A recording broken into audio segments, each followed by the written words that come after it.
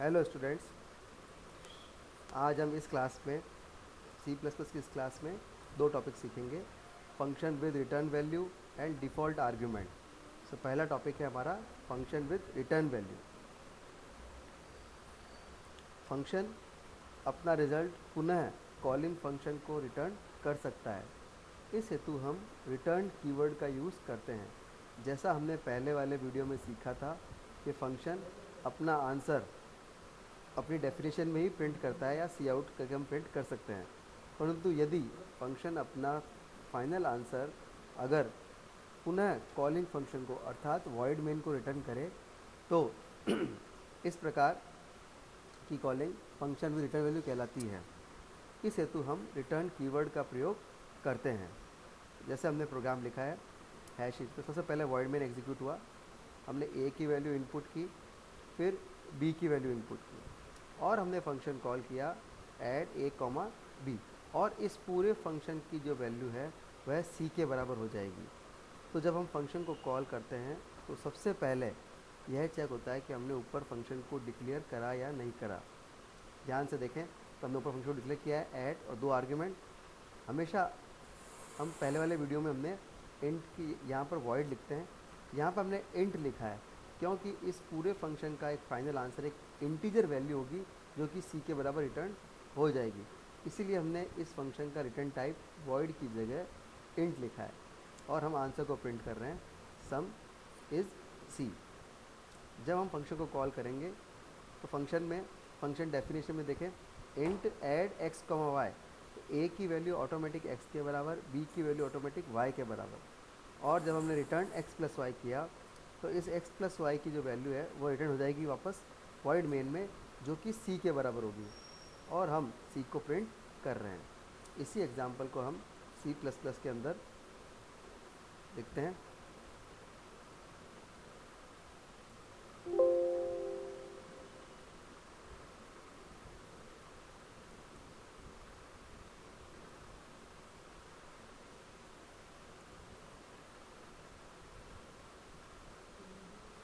देखिए, सबसे पहले हमने फंक्शन डिक्लेयर किया int add int comma int, जहाँ हमने कहा void main C L R S C R int a बराबर 0 कॉमा बी बराबर 0 कॉमा सी बराबर 0, enter A,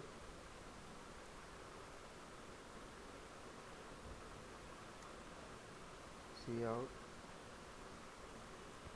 enter b, and c equals to add a comma b, और हमने लिखा सी out sum is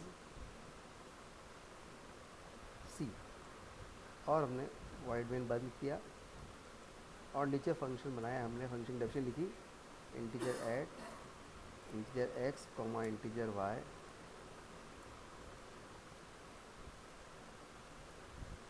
और हमने लिखा return x plus y. Program को हम रन करते हैं।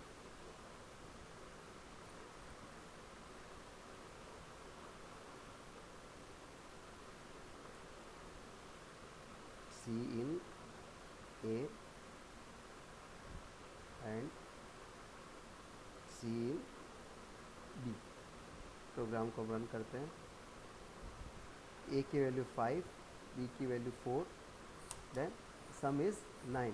सो पूरे ऐड फंक्शन की फाइनल वैल्यू सी के बराबर हो गई, और जब हम सी को प्रिंट कर रहे हैं तो हमारा फाइनल आंसर प्रिंट हो रहा है।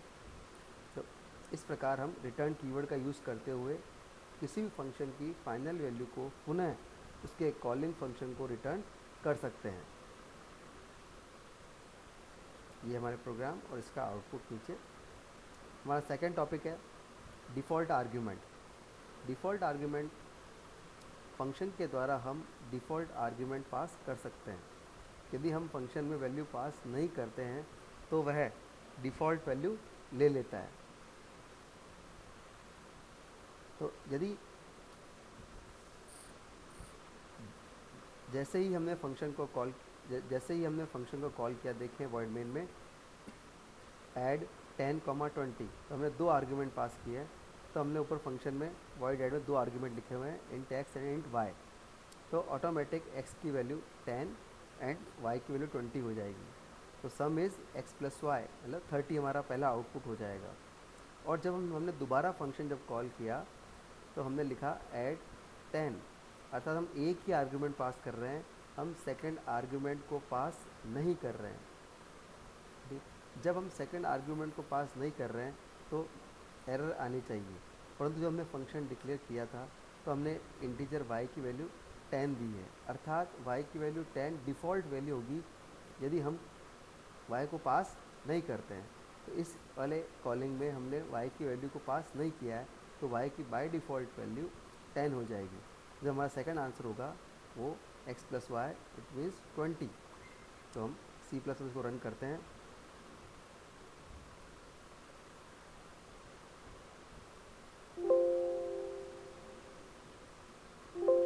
तो हमने लिखा हैश इंक्लूड iostream.h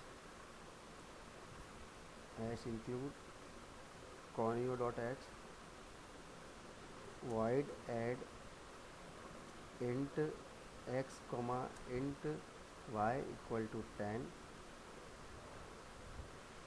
और हमने कहा void main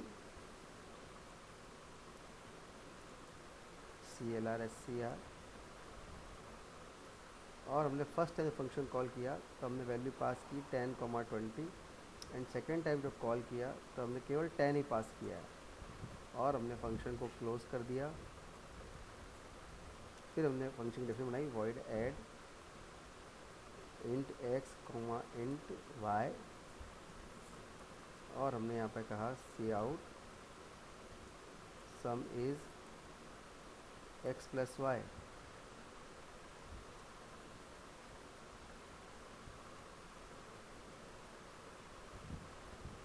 एंड एल, और हमने रन किया प्रोग्राम। तो देखिए फर्स्ट टाइम जब हमने x की वैल्यू 10 और 20 पास की थी उसका सम आया 30। इस सेकेंड टाइम हमने y की वैल्यू पास नहीं की तो उसने बाय डिफ़ॉल्ट उसकी वैल्यू 10 ले ली, तो सम इज़ 20। तो आज हमने सीखा फंक्शन विद रिटर्न वैल्यू, किस प्रकार रिटर्न कीवर्ड का यूज़ करते हुए हम फंक्शन की फाइनल वैल्यू पुनः उसके कॉलिंग फंक्शन को रिटर्न कर सकते हैं, और किस प्रकार हम डिफ़ॉल्ट आर्ग्यूमेंट का यूज़ करते हुए हम फंक्शन में डिफ़ॉल्ट वैल्यू को पास कर सकते हैं। यदि हम वह वैल्यू पास नहीं करते हैं तो फंक्शन ऑटोमेटिक डिफ़ॉल्ट वैल्यू ले लेता है।